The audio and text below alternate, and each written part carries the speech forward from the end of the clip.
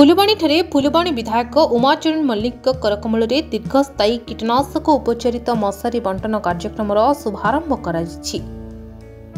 अवसर में आयोजित बैठक में मुख्य अतिथि भाव में जोगदे विधायक कहते कंधमाल जिले में गोटे समय मैलेरिया एक मारात्मक रोग था किंतु सरकार सफल प्रयास बल नियंत्रण कर अन्यपटे सरकार द्वारा प्रदान करा दीर्घस्थायी कीटनाशक उपचारित मशारी सदुपयोग कर मैलेरिया एवं भेक्टर बाहित रोगर मुकाबला सरकार को सहयोग करंतु एवं निजक मध्य रक्षा करंतु बोली निवेदन करिसेंती विधायक।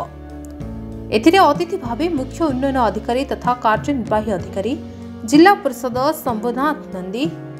कंधमाल मुख्य जिला चिकित्सा जनस्वास्थ्य अधिकारी डॉक्टर संतोष कुमार पाढ़ी, अतिरिक्त जिला जनस्वास्थ्य अधिकारी धर्मेन्द्र तांडी, वरिष्ठ आईनजीवी श्री विजय पट्टनायक, पौर परिषद अध्यक्षा पायल बेहरा समेत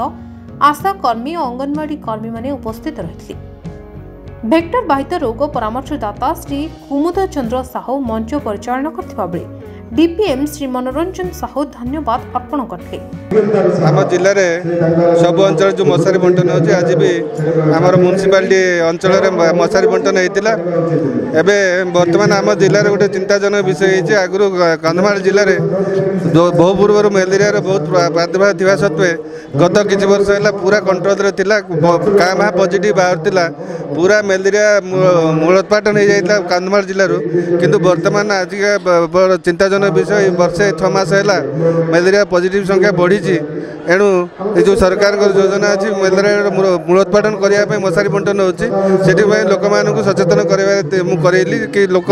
जपरी मशारी व्यवहार करेंगे एवं जो मैलेरिया मूलोत्पाटन दिगरे सहायक जो सरकार जो योजना रखी से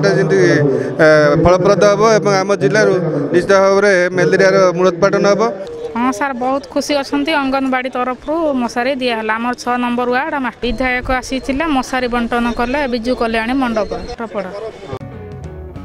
फुलबाणी आदित्य प्रसाद त्रिपाठी को रिपोर्ट हिरांचल लाइव। तेरे एभली किसी गुरुत्वपूर्ण खबर देखा चाहती आम चैनल को लाइक सब्सक्राइब और शेयर करें।